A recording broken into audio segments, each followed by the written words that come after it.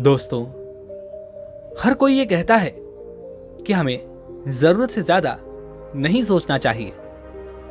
लेकिन क्या आपने एक पल के लिए ये सोचा है कि जितने भी आजकल आविष्कार हुए हैं, जितने भी वैज्ञानिकों ने किसी चीज का आविष्कार किया है, वह सब उनकी गहरी सोच का ही नतीजा है। अगर वे लोग इतना ना सोचते, इतने गहन चिंता ना करते, तो वे भला इस प्रकार के आविष्कार कैसे कर पाते? अब आपके मन में यह प्रश्न उठ रहा होगा कि आखिर यह भी तो सत्य ही है। फिर आखिर लोग ऐसा क्यों कहते हैं कि हमें ज्यादा नहीं सोचना चाहिए? ज्यादा सोचना हमारे लिए हानिकारक होता है। यह हमें गंभीर बीमारियों की तरफ ले जाता है। तो अब यहां पर प्रश्न यह उठता है कि क्या यह सच है? क्या हमें ज्यादा नहीं सोचना चाहिए? क्योंकि अगर ऐसा है तो इतने बड़े बड़े आविष्कार कभी नहीं हो पाते। लेकिन समझने वाली बात यहां पर यह है कि हम किस विषय के बारे में सोच रहे हैं, यह ज्यादा महत्वपूर्ण है। किस विषय पर हम गहरी सोच रखते हैं, यह ज्यादा महत्वपूर्ण है। यदि हमारी सोच सही दिशा में है, हमारी सोच सही विषय के लिए है, तो हमारी सोच ही हमें हमारी मंजिल तक पहुंचाने के लिए रास्ता खुद ब खुद तैयार करेगी। लेकिन यदि हमारी सोच बिखरी पड़ी है, तरह तरह के विचार हमारे मन में भरे पड़े हैं, हमारी सोच अलग अलग दिशाओं में भाग रही है, तो ऐसी सोच ही हमारे लिए आत्मघाती बन जाती है। जिस प्रकार एक नदी जो केवल एक ही दिशा में बहती है और उसका बहाव एक ही तरफ होता है, ठीक उसी प्रकार हमारी सोच भी एक ही दिशा में होनी चाहिए, एक ही विषय पर होनी चाहिए, तभी वह हमारे लिए एक वरदान साबित होती है। लेकिन जरा सोचिए, यदि वही नदी अपनी धाराएं यहां वहां बिखेर दे, वह अलग अलग दिशाओं में बहने लगे, तो इससे क्या लोगों को नुकसान नहीं होगा? तो इससे क्या वह विनाशकारी नहीं बन जाएगी? दोस्तों, आपने देखा होगा कि सर्दियों के समय पर लोग अक्सर आग तापते हैं, और यह आग तापना उस समय हर किसी को पसंद होता है। हर कोई आग तापकर अपने शरीर के तापमान को व्यवस्थित करने का प्रयास करते हैं, और सर्दियों में आग तापने से हमें बहुत आनंद भी मिलता है। लेकिन यह आग हम थोड़ी दूर रहकर ही ताप सकते हैं। यदि हम उसमें अपना हाथ ही डाल दें, तो क्या वह आग हमें जला नहीं देगी? ठीक उसी प्रकार हमारी सोच भी होती है। हमारी सोच की सही दिशा और सही मूल्यांकन होना अति आवश्यक है। इसलिए अपनी सोच को एक सही दिशा देना अति आवश्यक है, और यह किस विषय पर है, इस पर भी आपका ध्यान होना चाहिए। तभी यह आपके लिए वरदान साबित होगी। अन्यथा यदि आप बेवजह की सोच में लगे हुए हैं, आपकी सोच तरह तरह की दिशाओं में घूम रही है, तरह तरह के विषयों पर है, और आपको यह खुद नहीं पता कि आप किस विषय पर ध्यान रख रहे हैं, तो फिर यह आपके लिए एक अभिशाप भी साबित हो सकती है।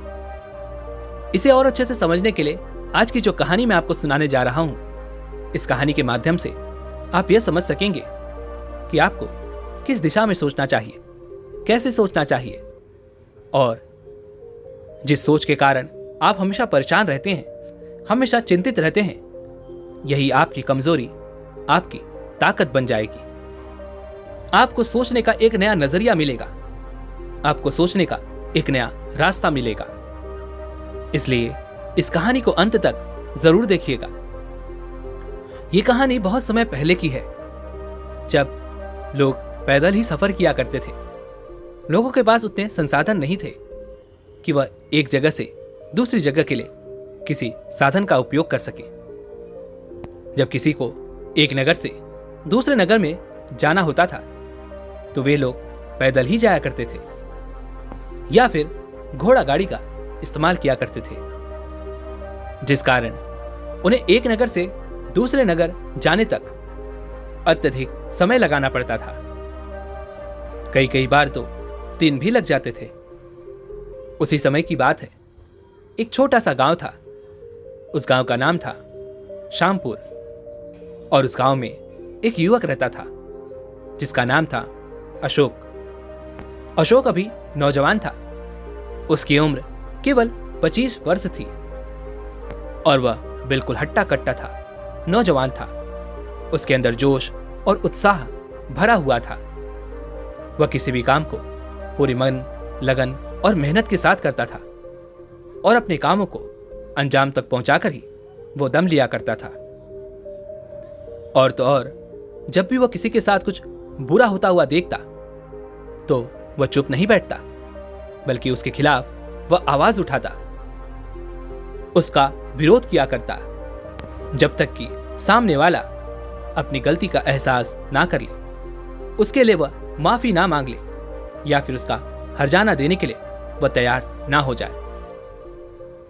अशोक की मां पहले ही गुजर चुकी थी।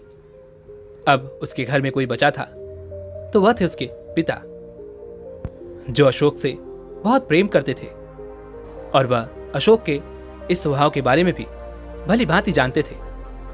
और वह अशोक के इस स्वभाव के कारण ही अत्यधिक चिंतित भी रहते थे, क्योंकि वह जानते थे अशोक बहुत ही आक्रामक स्वभाव का है, जिस कारण उनके मन में हमेशा एक डर बैठा रहता था। वो हमेशा चिंतित रहते थे कि अशोक अपनी जवानी में कुछ गलत ना कर बैठे। और जब भी अशोक किसी काम के सिलसिले में एक नगर से दूसरे नगर की ओर जाता तो उसे कई दिन लग जाते थे। कई कई दिनों तक वह घर वापस ही नहीं लौटता था। इस बीच अशोक के पिता बहुत चिंतित रहते। वह हमेशा कुछ न कुछ अनहोनी को लेकर सोचते रहते। वह यह सोचते कि मेरे बेटे के साथ कुछ गलत ना हो जाए। इस तरह के कई ख्याल उनके मन में घूमते रहते। अपने बेटे की चिंता में वो कभी कभार तो खाना पीना तक भी भूल जाया करते थे। जब तक अशोक घर नहीं लौटता था तब तक वह हमेशा चिंता में ही रहते, हमेशा कुछ न कुछ अनहोनी के बारे में ही सोचा करते। और यह बात पूरे गांव को अच्छी तरह पता थी।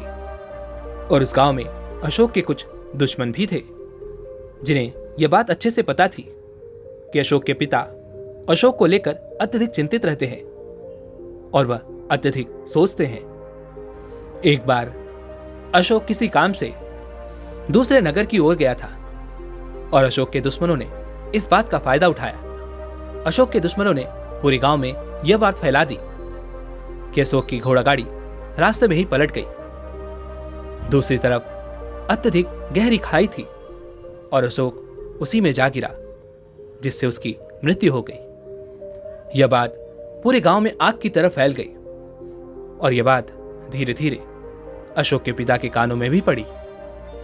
अशोक के पिता ने जैसे ही यह बात सुनी तो उनके पैरों तले मानो जमीन खिसक गई और उन्हें यह समझ नहीं आया कि वह क्या करे।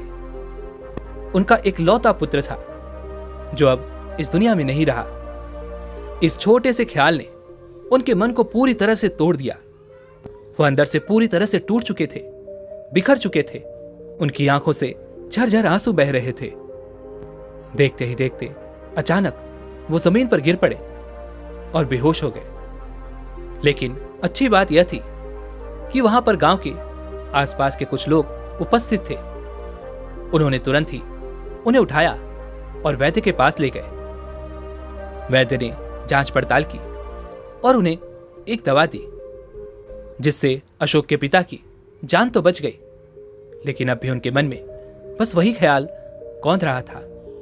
अब भी उनका दिल बैठा जा रहा था। वह यह समझ नहीं पा रहे थे कि वह किस तरह से यह पता करे कि उनका बेटा कहाँ है और उसे क्या हुआ है। ऐसा कोई साधन भी नहीं था जिससे वह अपने बेटे की खबर ले सके, जिस कारण वह तिल तिल मरे जा रहे थे। उनका मन बैठा जा रहा था। वह अपने बेटे को देखना चाहते थे, जिस कारण उनकी हालत दिन ब दिन खराब होती जा रही थी। कुछ दिनों बाद अशोक अपना काम खत्म करके घर वापस लौटा।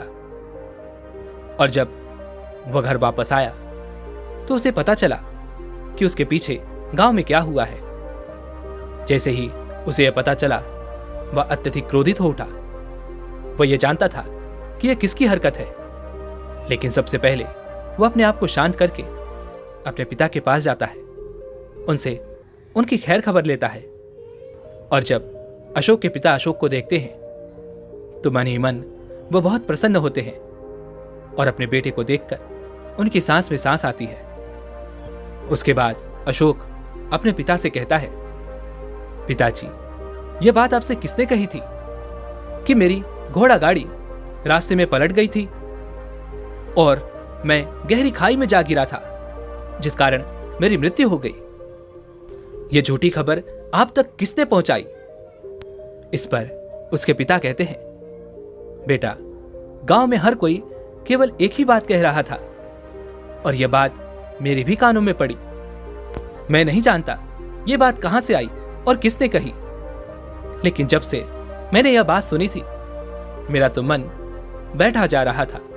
मैं अंदर से पूरी तरह से टूट चुका था। मैं तो तुम्हें बस आखिरी बार देखना चाहता था कि तुम कैसे हो, कहां हो, तुम ठीक भी हो या नहीं।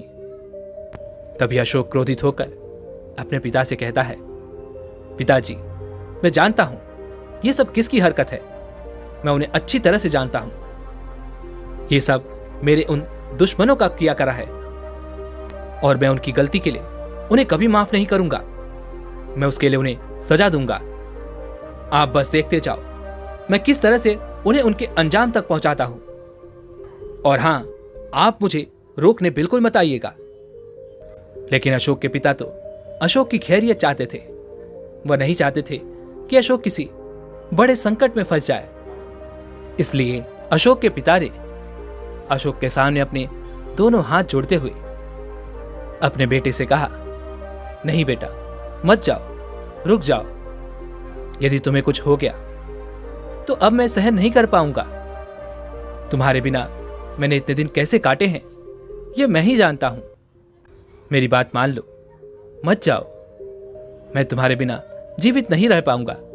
मैं तुम्हारे सामने हाथ जोड़ता हूं, मेरी बात मान लो। अपना गुस्सा थूक दो, मत जाओ।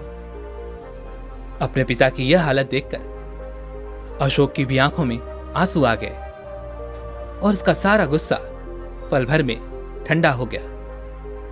अब अशोक को अपने पिता की चिंता सताने लगी थी। वो यह समझ चुका था कि उसके पिता अब पहले की तरह नहीं है, उनकी हालत पहले की तरह नहीं है। इसलिए वह अपने पिता को लेकर एक दूसरे नगर जाता है जहां पर एक बड़े वैद्य रहा करते थे। वह उन वैद्य को अपने पिता को दिखाता है।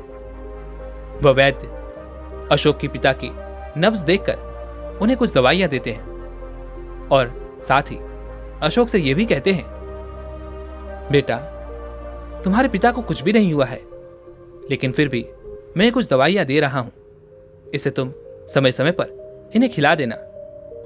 वैसे तो इन्हें कोई रोग नहीं, बस इन्हें ज्यादा सोचने की परेशानी है और वास्तविक तौर पर ऐसी कोई बीमारी नहीं होती जिसकी दवा मैं तुम्हें दे सकूं। इसे तो इंसान को स्वयं ही काबू करना पड़ता है। उस वैद्य की ये सारी बातें सुनकर अशोक अपने पिता को लेकर वापस घर लौट आता है। लेकिन अब से अशोक एक बड़ी परेशानी में फंस चुका था। अब वह अपने व्यापार को और आगे नहीं बढ़ा पा रहा था। उसे अपना व्यापार करने के लिए एक नगर से दूसरे नगर जाना पड़ता था, लेकिन वह अपने पिता की इस हालत के कारण अब कहीं भी नहीं जा पा रहा था, जिससे उसका व्यापार धीरे धीरे कम होता जा रहा था। वह जब भी किसी नगर जाने की सोचता तो उसके मन में बस यही ख्याल आता, यदि मैं एक बार फिर किसी नगर की ओर गया और वहां से आने में मुझे अत्यधिक समय लगा तो मेरे पिताजी की हालत फिर से खराब हो जाएगी। उनकी ज्यादा सोचने की यह बीमारी उन्हें और भी ज्यादा परेशान कर देगी।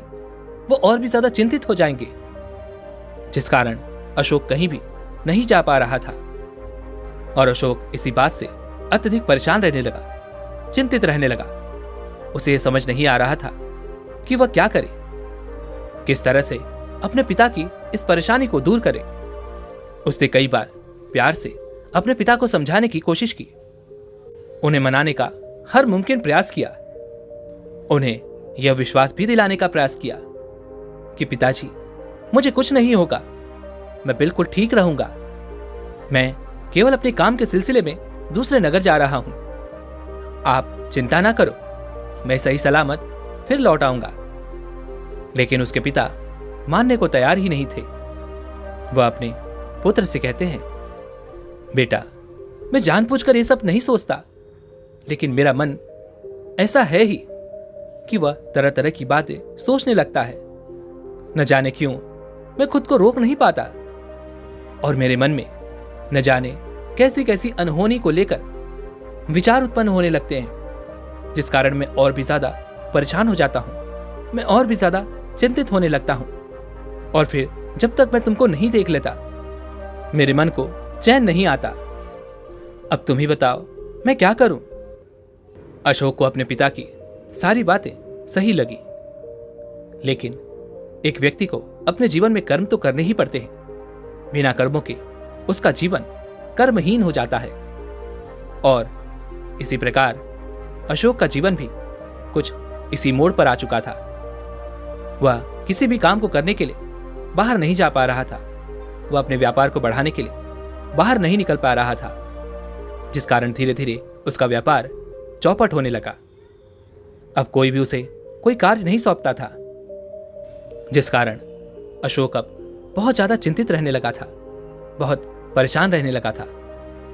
तभी एक दिन अशोक का एक मित्र अशोक के पास आया और उससे कहने लगा, मित्र, मुझे पता है तुम पर क्या बीत रही है।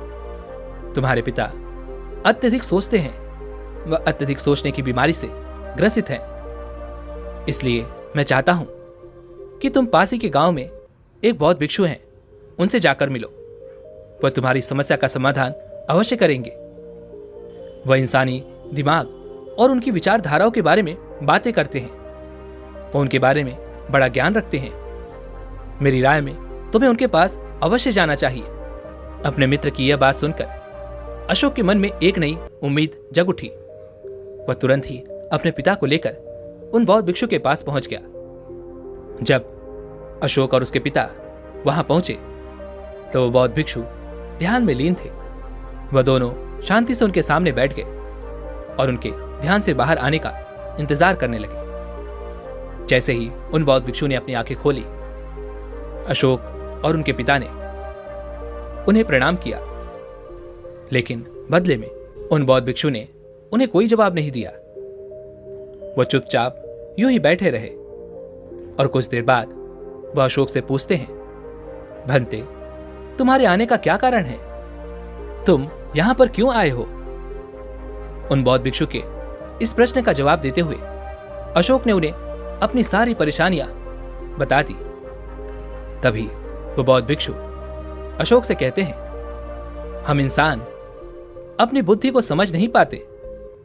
हमारी बुद्धि ही हमारी सबसे अच्छी साथी होती है, सबसे अच्छी गुरु होती है, और वही हमारी सबसे बड़ी दुश्मन भी होती है। जैसा कि तुमने बताया, उस वैद्य ने तुमसे कहा था कि इन्हें कोई बीमारी नहीं है, यह तो केवल जरूरत से ज्यादा सोचते हैं। और इंसान जब अपने मन पर काबू नहीं रख पाता तो वो भला अपने दिमाग पर कैसे काबू करेगा? यह सुनकर अशोक उन बौद्ध भिक्षु से कहता है, हे महाराज, इसी का जवाब जानने के लिए तो मैं आज आपके पास आया हूं। यदि इसका कोई हल आप मुझे बता सकें तो आपकी बहुत कृपा होगी। आपके इस उपाय के कारण मेरे पिताजी ठीक हो जाएंगे और ज्यादा सोचने की इस समस्या से निजात पा सकेंगे। तभी वो बौद्ध भिक्षु अशोक से कहते हैं, भंते, ज्यादा सोचना कोई गलत बात नहीं है, कोई बुरी बात नहीं है, लेकिन इंसान अक्सर उन्हीं चीजों के बारे में अत्यधिक सोचता है जो उसके काम की होती ही नहीं, जिससे उसके जीवन पर कोई प्रभाव नहीं पड़ने वाला होता। जो बातें व्यर्थ की होती हैं, वही चीजें वो हमेशा सोचता रहता है। अर्थात एक व्यक्ति चिंताओं के साथ अपने आप को कुछ इस तरह से चिपका लेता है कि वह उससे छूटना ही नहीं चाहता। इसलिए आज मैं तुम्हें ऐसे 6 सिद्धांत बताने वाला हूं जिसे अपने जीवन में उतारकर तुम्हारे पिता ज्यादा सोचने की इस बीमारी से ठीक हो सकते हैं, इस परेशानी से निजात पा सकते हैं। आगे वो बौद्ध भिक्षु अशोक को पहला सूत्र बताते हुए कहते हैं, अपने विचारों को समझना, और इसमें हमें मौन रहकर यह देखना होता है कि हमारे मन में किस तरह के विचार उत्पन्न हो रहे हैं, किस तरह की सोच हमारे मन में है। हम अपने आप को जान पाते हैं, समझ पाते हैं, और जब हम मौन होते हैं तो हम किसी भी प्रक्रिया में शामिल नहीं होते, जिससे हम अपने मन के विचारों को पढ़ सकते हैं, उन्हें भलीभांति देख सकते हैं और यह भी जान सकते हैं कि हमारे मन में किस प्रकार के विचार उठ रहे हैं। और ऐसा करने से धीरे धीरे हमें यह समझ में आने लगता है कि हमारा मन किस प्रकार का है, वह किस प्रकार की सोच रखता है, और तब हम यह भी समझ जाते हैं कि हमारे विचार किससे संबंधित है।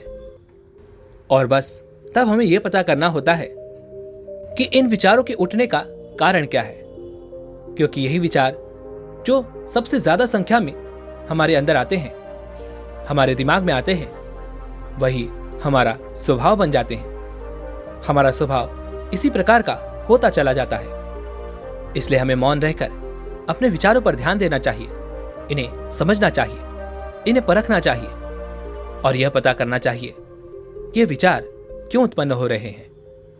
आगे वह बौद्ध भिक्षु अशोक को अगली बात बताते हुए कहते हैं, अपने सारे विचारों को एक ही काम पर लगा दो। वह बौद्ध भिक्षु कहते हैं कि जब भी तुम्हारे मन में ऐसे कोई विचार उत्पन्न हो रहे हों, तब ऐसे वक्त पर तुम किसी ऐसे काम में जुड़ जाओ जिस काम को करना तुम्हें पसंद हो। उस काम में पूरी तरह से शामिल हो जाओ, उस काम को पूरे ध्यान से करो। लेकिन ऐसा करते वक्त तुम्हारा मन, तुम्हारे विचार तुम्हें भटकाने का प्रयास जरूर करेंगे, लेकिन तुम्हें हिम्मत नहीं हारनी है। तुम्हें बार बार अपने मन को पकड़ना होगा, उसे बार बार एक जगह पर केंद्रित करना होगा। और ऐसा मत समझना कि ऐसा केवल एक ही बार में हो जाएगा। इसके लिए तुम्हें सतत निरंतर अभ्यास करना होगा। जब तुम निरंतर इस चीज का अभ्यास करोगे तो तुम देख पाओगे कि देखते ही देखते ये तुम्हारा स्वभाव बन जाएगा और आप पूरे तरीके से अपने विचारों को संगठित करके किसी भी काम पर अपना पूरा ध्यान लगा पाओगे, किसी भी काम को पूरे मन और लगन के साथ करने में सक्षम हो पाओगे। और जब हम किसी सूत्र को अपने जीवन में उतार रहे होते हैं तो उस समय हमें यह भी ध्यान रखना चाहिए कि हम एक ही विचार के बारे में अपने भीतर की गहराई से सोचें। मान लीजिए आपके मन में कई तरह के विचार उत्पन्न हो रहे हैं और ऐसे में आप यह नहीं समझ पा रहे कि आपको क्या करना चाहिए, तो ऐसे में मौन बैठ जाइए और उसके बाद किसी एक विचार को पकड़िए और उस विचार की गहराई में उतरते चले जाइए ताकि उस विचार की जड़ तक आप पहुंच सके, ये पता कर सकें कि यह विचार कहां से उत्पन्न हुआ है। और जब आप अपना पूरा ध्यान केवल एक ही विचार पर लगा देंगे, ये जानने में लगा देंगे कि वो विचार कहां से उत्पन्न हुआ है, तो आप उस विषय के बारे में और भी ज्यादा जान पाएंगे, समझ पाएंगे। आप उस विषय के बारे में और भी ज्यादा ज्ञान अर्जित कर पाएंगे। आगे वो बौद्ध भिक्षु अशोक को अगला सूत्र बताते हुए कहते हैं, निरंतर शारीरिक व्यायाम या नाच गाना या फिर कोई भी ऐसे प्रकार की क्रिया जिसमें हमारा मन पूरी तरह से लिप्त हो जाता है, पूरी तरह से शामिल हो जाता है। हम में से हर किसी को कोई ना कोई ऐसा काम जरूर पसंद होता है जिसे करते वक्त हमारे मन में कोई विचार उत्पन्न नहीं होते, हम उसमें पूरी तरह से लिप्त हो जाते हैं। हमारे आसपास क्या घट रहा है यह भी हमें पता नहीं चल पाता, और ऐसा करते वक्त हमारे मन को बहुत सुकून भी मिलता है, हमारे मन को शांति मिलती है। और यदि आपको यह बात पता है और उसके बाद भी आप इस क्रिया को नहीं करते तो इसमें गलती किसकी है, इस बारे में विचार जरूर कीजिएगा। आगे वह बौद्ध भिक्षु अशोक को अगला सूत्र बताते हुए कहते हैं, जब हमारे दिमाग में तरह तरह के विचार उत्पन्न होते हैं, जब हमारा मन हमें तरह तरह के विचारों में फंसा देता है, तो ऐसे समय पर हमारा दिमाग गर्म होने लगता है और उसकी ऊर्जा अत्यधिक खपत होने लगती है और वह ठीक ढंग से काम नहीं कर पाता, वह सोच नहीं पाता, वह समझ नहीं पाता। इसलिए अपने दिमाग को ठंडा रखने के लिए ऐसी चीजें खानी चाहिए जो दिमाग को ठंडक पहुंचाती हैं, जिससे हमारे शरीर को ठंडक मिलती है, ताकि हमारे पूरे शरीर का रक्तचाप ठंडा रह सके, साधारण रह सके। जैसे कि हरी सब्जियां, ताजे फल। अगर हम इन चीजों का सेवन करते हैं तो हमारा दिमाग एकदम शांत बना रहेगा और हम ज्यादा सोचने समझने में सक्षम हो पाएंगे, और इससे हमारे सामने आने वाली समस्याओं में भी हमारा दिमाग कुछ न कुछ बेहतर ढंग से तो काम करता ही है। आगे वह बौद्ध भिक्षु अशोक को अगला सूत्र बताते हुए कहते हैं, इधर उधर की बातें सोचने से अच्छा है कि हम अपने विचारों को एक रचनात्मक कार्य पर लगाएं, क्योंकि इधर उधर की बातें सोचने से कहीं अच्छा है कि हम किसी ऐसे कार्य में जुट जाएं, किसी ऐसे कार्य में लिप्त हो जाएं जिससे हमारा मन एकाग्र हो सके और उस कार्य में कुछ न कुछ क्रियाएं हो रही हों, कुछ न कुछ रचना हो रही हो, जिससे हमारे मन को खुशी मिलती है। जैसे क्या आपने देखा होगा कि कुछ महिलाएं सिलाई करती हैं और जिसमें उनका पूरा ध्यान लगा होता है, इसलिए उनके सहारे उनके सारे विचार उसी काम पर लगे होते हैं और उसमें रचना भी हो रही होती है। इसी कारण वो अपने मन को शांत भी रख पाते हैं, क्योंकि उनका पूरा ध्यान एकाग्र होता है, उस कार्य पर होता है, उस रचना को निर्मित करने में होता है। इसी तरह हमें भी अपना ज्यादा से ज्यादा समय बच्चों के साथ बिताना चाहिए, क्योंकि जितना समय हम बच्चों के साथ बिताते हैं हम खुद भी बच्चे बन जाते हैं और ऐसे समय पर हम बहुत अच्छा महसूस करते हैं, हम अपने आप को खुश महसूस करते हैं। बेकार की चिंताओं से दूर हम अपने मन को एकाग्र कर पाते हैं, उनकी हंसी में, उनकी क्रियाओं में हम पूरी तरह से लिप्त रहते हैं। हमें तो बस ये समझने की जरूरत है कि ये चिंताएं, ये फिक्र, ये सब बेकार की बातें हैं, क्योंकि जो होना है उसे कोई नहीं टाल सकता, वह तो होकर ही रहेगा। आप उसमें कुछ नहीं कर सकते। आपका कर्म है प्रयास करना, और उसके अलावा आप कुछ भी नहीं कर सकते। आप कर्म कर सकते हैं, लेकिन उसके बाद का जो परिणाम है वो आपके हाथों में नहीं है, और जो हमारे हाथों में है ही नहीं उसके लिए व्यर्थ चिंता करके क्या फायदा। इसलिए भगवान श्री कृष्ण का कहा गया यह एक एक शब्द अपने मन में अवश्य हमेशा याद रखिएगा। जो हो रहा है अच्छे के लिए हो रहा है, और जो होगा वह भी अच्छे के लिए ही होगा। जो बीत गया उसे भूल जाओ और अपने वर्तमान पर अपना ध्यान लगाओ। दोस्तों, आपने देखा होगा आज के समय पर हर घर में कोई न कोई एक ऐसा व्यक्ति आपको जरूर मिलेगा जो डिप्रेशन का शिकार है, और यह बीमारी केवल ज्यादा सोचने की वजह से होती है, जिसके लिए हमें तरह तरह की दवाइयां खानी पड़ती हैं। लेकिन जरा आप सोचिए, हमने जो आदत पाली है, इस आदत को क्या हम दवाइयों से ठीक कर सकते हैं? हाँ, यह जरूर हो सकता है कि इन दवाइयों से आपके लिए थोड़ा देर राहत जरूर हो, लेकिन यह आपको कभी भी शांति नहीं प्रदान कर सकती, आपके मन को कभी भी एकाग्र नहीं कर सकती। जैसे यदि हम रात में जब सोने जाते हैं तो अधिकांश लोग जो डिप्रेशन के शिकार हैं उन्हें नींद की गोली दी जाती है, उसे खाकर वो चैन से सो जाते हैं। लेकिन अगले दिन हम क्या करेंगे? क्या हमें फिर से वही गोलियां खानी चाहिए? और यदि हम ऐसा करते हैं तो हमें उन गोलियों की आदत पड़ जाती है, निरंतर हम उस गोलियों को खाने लगते हैं। इसलिए इन चीजों से दूर रहने का प्रयास करें, अपने मन को शांत बनाए रखें। और आज की जो वीडियो है, इसे बनाने का हमारा मुख्य उद्देश्य यही है कि आप अपना इलाज स्वयं कर सकें, क्योंकि हर चीज का इलाज आपके भीतर ही है। यह प्रकृति कुछ इसी तरह से बनाई गई है। बस इसके लिए आपको अपने ऊपर, अपनी सोच पर, अपने दिमाग पर थोड़ा सा काम करने की जरूरत है, थोड़ा सा ध्यान देने की जरूरत है। मैं ऐसा नहीं कहता कि ये दवाइयां बेकार हैं और इन्हें छोड़ दीजिए, बल्कि मैं तो यह कह रहा हूं कि आप इन दवाइयों को लेते लेते भी इन चीजों का निरंतर अभ्यास कर सकते हैं। और जब आप इनके आदी हो जाए तो आप इन दवाइयों को छोड़ सकते हैं, क्योंकि ये दवाइयां आपको अंदर ही अंदर खोखला बनाती जा रही हैं। इसलिए मेरी आपसे विनती है कि ध्यान के मार्ग को अपनाएं। ध्यान आपके लिए रास्ते खुद ही बना देगा। इसके निरंतर अभ्यास से आप अपने जीवन में डिप्रेशन जैसी बीमारियों से खुद ब खुद बाहर आने लगेंगे और हर रोज आपके लिए एक नया सवेरा होगा, एक नया दिन होगा। हर रोज एक नया उगता हुआ सूरज आपका इंतजार करेगा। मुझे उम्मीद है कि आप मेरी इस बात को अच्छी तरह से समझ गए होंगे, और यदि आप सच में हमारी बात लोगों तक पहुंचाना चाहते हैं तो इस वीडियो को शेयर जरूर कीजिएगा और हमें ऐसे ही सपोर्ट करने के लिए चैनल को सब्सक्राइब और घंटी बटन को भी जरूर दबा दीजिएगा। मिलते हैं ऐसे एक और वीडियो में, तब तक के लिए अपना ख्याल रखें। धन्यवाद।